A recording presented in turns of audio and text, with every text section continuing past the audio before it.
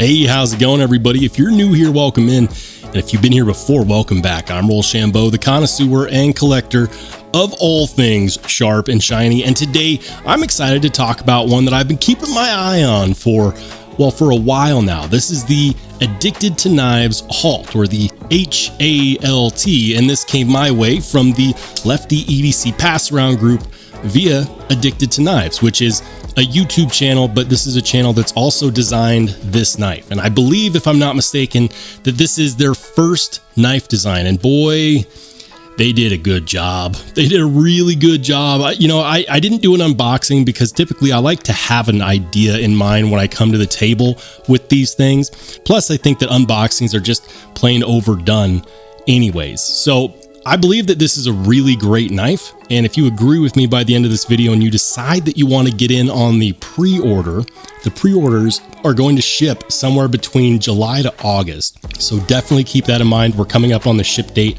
So if you want one, I would highly suggest checking that out. So how much does it cost and what do you get? There's 3 variants of the H.A.L.T, and that is going to be the micarta and 2 different fat carbon fiber versions, including purple haze. And I'm going to tell you right now, the purple haze is definitely the one that I would go for. Aesthetically speaking, in my opinion, it just looks the best out of all 3 options. All 3 options are going to be $275, which is not bad considering that you have a overall length of 7.7 inches with a 3.5-inch blade. The blade itself is made out of MagnaCut with the target Rockwell hardness right there at 61 to 63, which is pretty good. The OEM is Bestech, and Bestech is known for some pretty dang good fit and finish. They're definitely on their way up. Also, if you want one, I see that Sezzle is an available option, so you could, of course, pay over time, interest-free, if that's your jam. Should you do that? I don't know. Don't take financial advice from me. Here's what I'm going to say about this knife. This one is a prototype, and even if this was the released version, I think it would be pretty damn good. Now, they have made a couple changes from this to the version that's going to be shipping out, and let's talk about those. The first is going to be the edge termination to that plunge grind. It's very close. They're going to be changing that so the edge termination is a little bit farther away so that when you go to sharpen it, you're not going to get a smile on the blade, and you'll get a little bit more life out of the edge that way. The other change that made a lot of sense to me is that they're going to be changing the angle of that pocket clip. So it's going to be further in line with the pocket clips. Currently, it looks a little bit askew. Otherwise, this is a pretty dang cool knife. I'm really enjoying the fact that we have a micarta or a fat carbon overlay on these titanium handle scales. The hardware is T8 all around. We've got a titanium 3D milled pocket clip, which is great for ergonomics. It disappears in the grip. And then we also have a backspacer here, which is pretty decently sized as well. I would say it goes up about 30%, 33% of the way of the handle scales. So it's going to offer some protection to the edge of that blade while it's in your pocket. And it does make a difference, guys. When you have a knife that is open backed, you'll notice that stuff in your pockets like keys and change and whatnot have the opportunity to get in there and ding up the edge of your blade.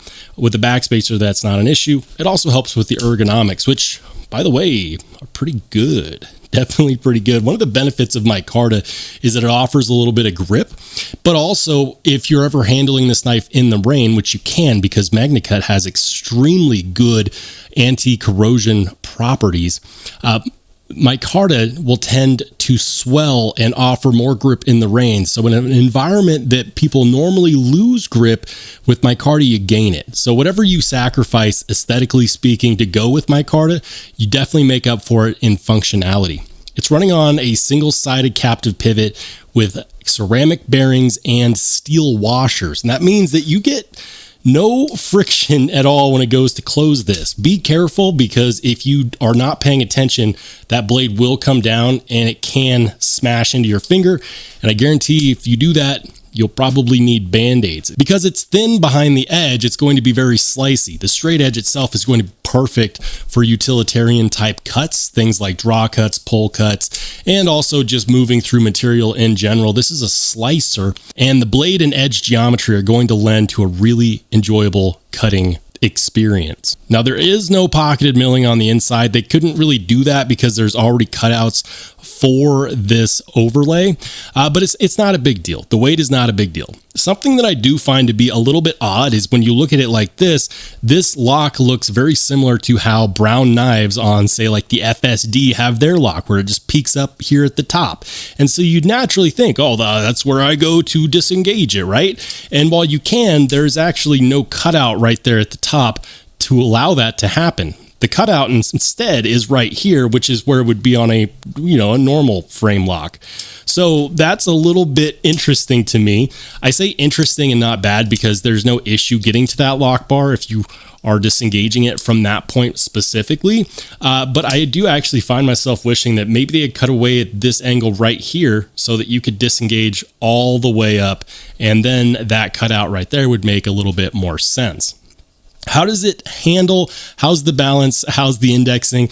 It handles and indexes really well. It's very easy to get a confident grip on this knife. And at no point in the time that I've handled it did I ever feel like it was going to slip or fly out of my hands. It's lightweight, it's well balanced, and it's a good looking knife overall. This is one that I think that enthusiasts, users, and collectors are going to like. And lastly, we need to talk about what H.A.L.T stands for, because it's not just the HALT. That's actually an acronym. So H.A.L.T stands for hungry, angry, lonely, tired. It's kind of an homage to going through trials and tribulations in life. And if you want to learn more about that, definitely check out the Addicted to Knives website, which again will be linked in the description down below. That won't be an affiliate link. I don't make any money if you order one of these, but it is good. And I think that for $275, you could do a lot worse. For $275, this is a lot of knife, and it's going to offer a very premium experience that many people are going to enjoy. But I'm curious, are you looking to pick one of these up? If so, are you going to go for the micarta or one of the fat carbon options? And if not, why not? Let's have that discussion in the comment section down below. If you've enjoyed so far and you haven't done so yet, make sure to hit the subscribe button. And if you want to watch more awesome knife and EDC content, click on one of the videos that pops up next.